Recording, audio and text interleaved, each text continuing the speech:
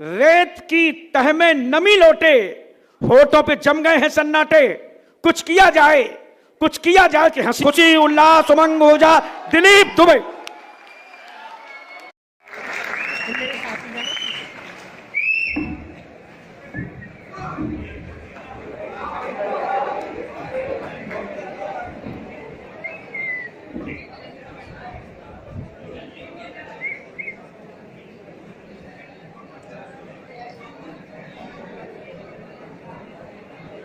HBTU के इस भव्य मंच को प्रणाम करते हुए अपने समक्ष उपस्थित देश की आधी आबादी का प्रतिनिधित्व करने वाली नारी शक्ति को प्रणाम करता हूं। और उस नारी शक्ति को सहन करने वाली सहन शक्ति को भी प्रणाम करता हूं।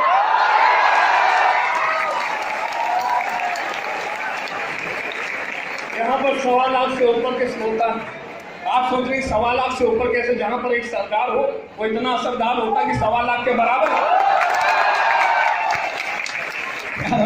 मैं यहाँ पर मंच पर अन्ना दहलवी जी के बगल में बैठ रहा था, तब तक हमारे योगेंद्र मोदी जी आए, बोले नहीं दिलीप मैं बैठूंगा।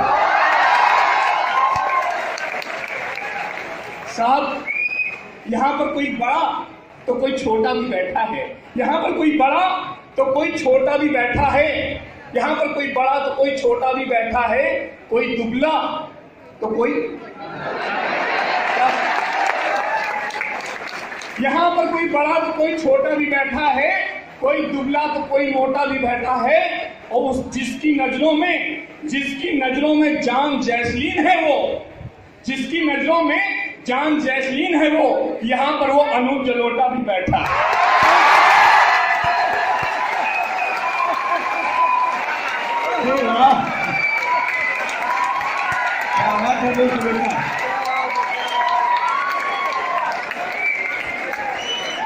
आप सबका इसमें मुझे यहाँ पर फील जाता है, मेरा जगह अन्य जगह कार्यक्रम था, लेकिन अमन कटारा हमारे लिए आपके बीच में उपस्थित हूँ। और साहब, यहाँ पर जितने भी आपने यहाँ पर कभी आमंत्रित किए हैं डॉक्टर सुरेश अवस्थी जी के माध्यम से, अंतर्राष्ट्रीय स्तर के यहाँ पर रचनाकार हैं। संतोषानंद जी जहाँ होते वो भव्य मंच हो जाता अपने आप में। हमारे योगेंद्र मोदी जी, अन्ना दहलवी जी, गौरव चौहान जी, मोहन मुंतजी जी, यहाँ पर साहब कोई राष्ट्रीय स्तर का कवि है, कोई अंतर्राष्ट्रीय स्तर का कवि है, मैं ब्रह्मांड का कवि। अरे भाई, मेरा है जो ब्रह्मांड का कवि हूँ। ब्राह्मण आदमी जो है बड़ा खाने पीने का शौकीन होता है, जब भी खाता है प्रेम से खाता है, और प्रेम से खाने के चक्कर में कभी कभी फंस भी जाता है। और समस्या हो गई थी बहुत बड़ी, रचना का शीर्षक है कड़ी, सीधे सीधे मंच का ध्यान जाना सुनेगा। स्वागत। इस शादी से पहले जब मैं अपनी ससुराल आया तो मेरी होने वाली सास ने मेरे लिए कच्चा खाना लगवाया। खाने में हर चीज सही थी, लेकिन भाई साहब मुझे कढ़ी बिल्कुल पसंद नहीं थी। मैंने सोचा पहले कढ़ी निपटाते हैं, फिर इत्मीनान के साथ खाना खाते हैं। बहुत अच्छे। मैंने जैसे ही कढ़ी निपटाई, माता जी को लगता है लड़के को कढ़ी बहुत ही पसंद आई।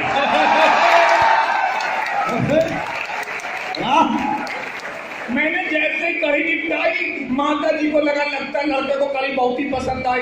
उन्होंने प्यार से और डलवाई।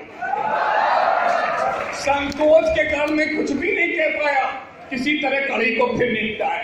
बहुत अच्छे। माता जी को लगता है लड़के को कढ़ी ही पसंद है, लेकिन उन्हें नहीं पता था कि संकोच के कारण मेरी जुबान बंद है। उन्होंने सोचा कि रिश्ता किसी भी तरीके से हो जाए पक्का, यही सोचकर उन्होंने कढ़ी का एक कटोरा लाकर और बहुत अच्छे।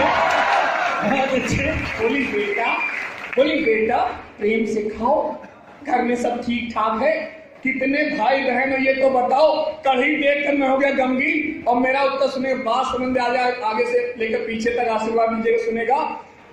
कितने भाई बहन हो ये तो बताओ। कढ़ी देखकर मैं हो गया गमगीन, मैंने कहा माता जी कढ़ी खा के जान बच गई तो समझो 3। बहुत अच्छे, बहुत बढ़िया।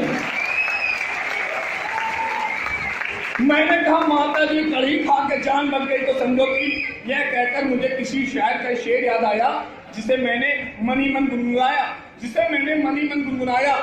अजीज इतना ही रखो कि दिल बहल जाए, अब इस कदर भी ना चाहो कि दम निकल जाए। बहुत अच्छे।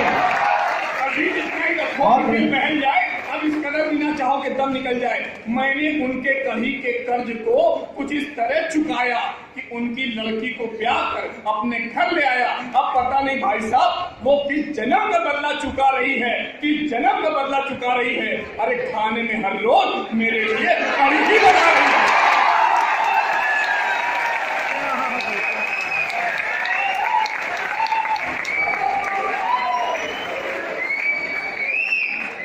खाने में हर रोज मेरे लिए कढ़ी बना रही है।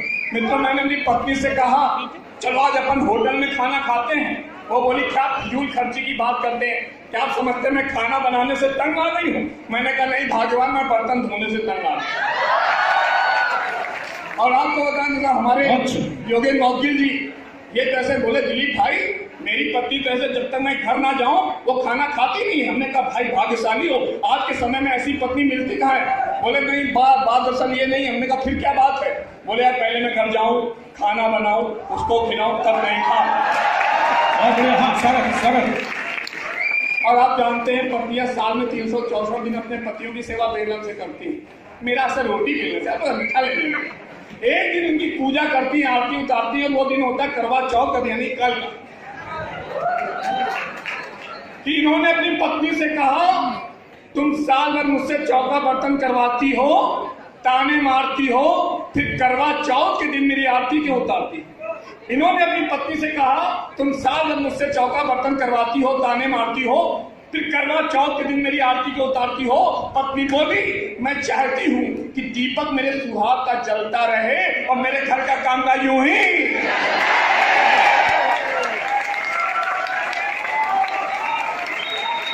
आप सभी का भविष्य काफी उज्जवल है।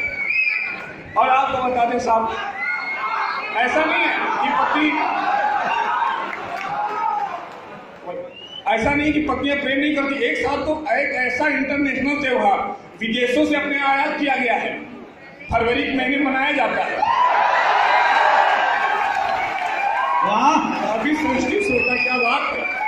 फरवरी के महीने मनाया जाता है जिस दिन पति पत्नी को, प्रेमी प्रेमिका को, यहाँ सब जानवर भी एक दूसरे से प्रेम करते हैं। पीछे कह मेरा वैलेंटाइन में प्रणाम करता हूं। सुनेगा साहब कि वैलेंटाइन डे को एक बंदर चिड़ियाघर के अंदर, वैलेंटाइन डे को एक बंदर चिड़ियाघर के अंदर अपनी बंदरिया के गालों को प्यार से सहला रहा था। अच्छे और उससे पके हुए केले छील छील कर खिला रहा था। यह देखकर मेरी पत्नी ने मुझसे कहा देखो जी वो किस तरह से अपनी मोहब्बत का इजहार करता है। एक आप है, मैं जानती हूँ कि मेरा साथ आपको कितना करता है। अरे मैंने कहा कमाल करती हो, ऊट पटांग सवाल करती हो। अरे तुम्हारी आदत ही ऐसी, जगह जगह बवाल करती हूँ। हम दोनों कुछ ही आगे गए कि हम दोनों में बढ़ गई और भी तू मैं। किंतु वैलेंटाइन डे का करके ख्याल वहां पर टहलने डॉक्टर सुरेश अवस्थी जी ने बंद करा दिया बवाल। हम दोनों लौट कर फिर उस बंदर के पास आए तो देखा अब बंदर अपनी बंदरिया के सर पे हाथ रहा था, फिर उसे बड़े प्यार से खिला रहा था पके पके। क्या बात है।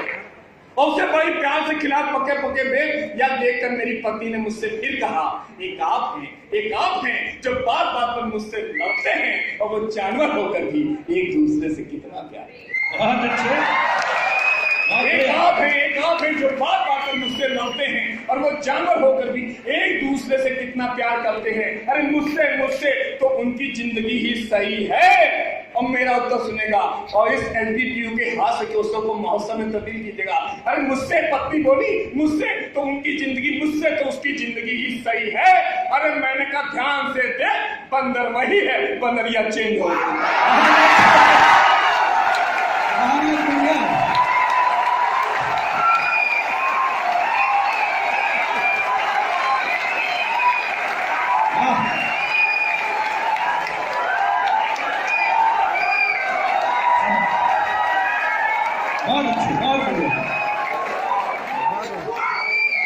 अच्छा कई लोग चेंज करना चाह रहे हैं। हाँ सर, लेकिन आपको बता दो, आइए स्वागत है। लेकिन आपको बता दें जब पहली वाली चेंज हो जाती तो बाद में मीटू मीटू चिल्लाती है।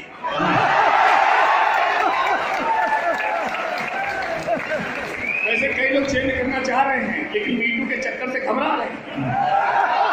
लेकिन साहब इसको कहते हैं कि अनुभव बोलता है। एक घड़ी बोलता है। हमारे आदरणीय बड़े भाई हैं, प्रणाम करता हूं, बता भी रहे अनुभव बोलता, मैंने इन्हीं से सीखा है। सुनेगा, ये वो संस्थान है मित्रों जहां पर मैं कई बार मुझे दीपक साथ बैठे हुए हैं, आप सभी का यहाँ पर मुझे बहुत स्नेह प्राप्त होता है और इसीलिए मैं हर बार जब भी आप मुझे याद करते हैं मैं यहाँ पर होता हूँ कानपुर में, तो आपके समक्ष होता हूँ। और ये वो संस्थान है जिसने यहाँ पर प्लेसमेंट लगभग 100% लोगों का प्लेसमेंट हो जाता है और अब तो 100 साल भी लगभग यहाँ पर होने को आ रहे हैं।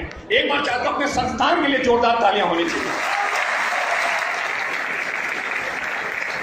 प्लेसमेंट नहीं हो पाता है तो वहां के लड़कों का इधर उधर के विज्ञापनों पर ध्यान जाता है। तो मैंने भी एक विज्ञापन देखा उस लड़के का, बिल्कुल आपको बता रहा हूँ, सुनिएगा, अपने आप को ढालते हुए आपके सामने करता हूँ कि मेरे मित्र गौरव चौहान भाई मुझसे बोले अब तुम्हारी सारी समस्याओं की हो जाएगी इतश्री। दिलीप भाई ये देखो विज्ञापन, दुल्हन के साथ साथ नौकरी फ्री, दुल्हन के साथ साथ नौकरी फ्री विज्ञापन था। आवश्यकता है कुशल घर जमाई की, आवश्यकता है कुशल घर जमाई की जो हर बात माने अपनी होने वाली लुगाई की। कन्या के पास धन दौलत अपार है, पिता का करोड़ों का कारोबार है, पिता का करोड़ों का कारोबार है। पसंद आने वाले वर्ग को विशेष रोजगार दिया जाएगा, स्वयंवर में इंटरव्यू कन्या द्वारा लिया जाएगा, स्वयंवर में इंटरव्यू कन्या द्वारा लिया जाएगा। जब मैं विज्ञापन पढ़कर अपने आप को पद के योग्य समझकर जब मैंने अपना रिज्यूम भेजा तो इंटरव्यू के दिन मेरा घूम गया भेजा। जब मैंने अपना रिज्यूम भेजा तो इंटरव्यू के दिन मेरा घूम गया भेजा। मैंने देखा कि इंटरव्यू कक्ष में एक अत्यंत हैवी पर्सनालिटी वाली महिला बैठी थी, एक अत्यंत हैवी पर्सनालिटी वाली महिला बैठी थी, रौब से ऐठी थी। मैंने सोचा शायद ये कन्या की माँ है। मैंने पूछा इंटरव्यू देना है, कन्या कहाँ है? वे बोली मैं क्या दिखाई देती हूँ, अभी आपका इंटरव्यू लेती हूँ। इतना सुनते मेरे दिल ने कहा सुन बेटा सुन, प्यार से धुन, तू तो अपने मन के मंदिर में कैटरीना कैफ को बैठा कर उतारना चाहता था उसकी आरती, लेकिन ये तो निकली लापकर चैनल वाली भारती।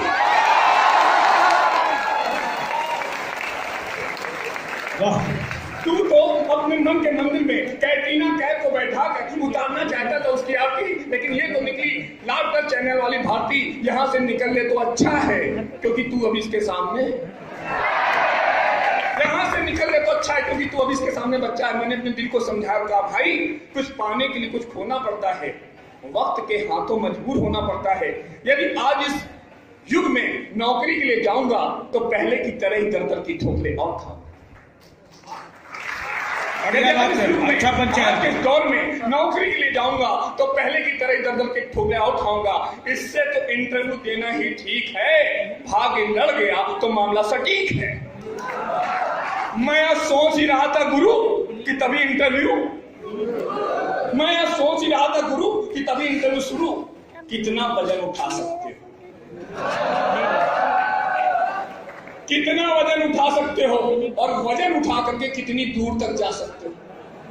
मैंने कहा मोहतरमा आखिर वजन उठाना होगा कितना? वो बोली जितना मेरा है बस उतना। मैंने कहा जितना मेरा है बस उतना, और तुम्हें जब भी मैं शॉपिंग के लिए जाऊंगी तुम्हें मुझे गोद में उठाकर लिफ्ट कराना होगा और लिफ्ट कराने के बाद में कार में शिफ्ट कराना होगा। मेरे वापस आने तक मेरा इंतजार करना होगा और ये काम तुम्हें हर बार करना होगा और ये काम मेरे फेसबुक ट्विटर सहित हर अकाउंट को अपडेट करना होगा। मैं चाहे जिससे भी करूं लेकिन तुमको सिर्फ मुझसे ही चैट करना होगा। वाह, मैं चाहे जिससे करूं लेकिन तुमको सिर्फ मुझसे ही चैट करना, तुमको सिर्फ मुझसे ही चैट करना। जब भी मैं कोई पोस्ट फेसबुक या ट्विटर पर डालूंगी तुम्हें लाइक के साथ साथ अच्छा कमेंट करना होगा और ये काम तुम्हें टेम्परेरी नहीं परमानेंट।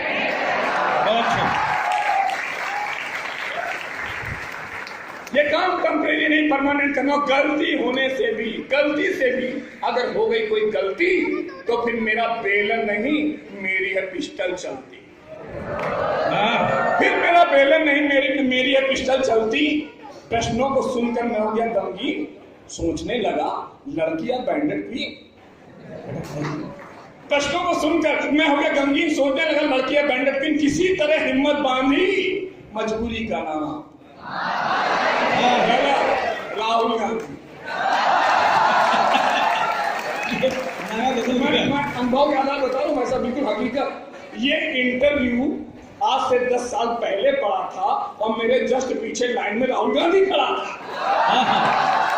इसलिए मजबूरी के नाम राहुल गांधी। मैंने कहा आप जैसे कहेंगी वैसे निभा सकता हूं। अरे आपके लिए तो मैं गोलियां तक खा सकता हूं, आपके लिए तो मैं गोलियां तक खा सकता हूं, चूंकि मैं कवि हूं और कवि काफी सहनशील होता है, श्रोताओं की हूटिंग को सर आंखों संजोता है। इतना सुनते ही मैं बोली आज तुम मेरे खास हो, यानी कि इंटरव्यू में खास हो, यानी कि इंटरव्यू में पास। यह सुनकर मैं जैसे खुशी से चिल्लाया तभी मेरी माँ ने आकर मुझे जगाया। अच्छा, यह सुनकर मैं जैसे खुशी से चिल्लाया तभी मेरी माँ ने आकर मुझे जगाया। मैंने पाया तो सपना था, कुछ भी नहीं अपना था। मैं सोच रहा था काश ये सपना ना होकर हकीकत होता तो अपना भी चेहरा खिला खिला होता। और कैसा भी सही मित्र, इस बेरोजगारी के युग में कम से कम एक रोजगार तो मिला होता। और चार पंक्तियां लेकर के वाणी को विराम देना चाहूंगा। यहाँ गुरु जी हैं जो संस्कार देते, संस्कारों को लेकर के उनके चरणों में 4 पंक्तियां मैं निवेदित करता हूँ कि मीठी मीठी लोरियां गुनगुनाता कौन है, मीठी मीठी लोरियां गुनगुनाता कौन है, राजा रानी की कहानी अब सुनाता कौन है। और वो तो केवल गुरु जी हैं जिनसे बची है संस्कृति, वरना संस्कारों को सिखाता कौन है।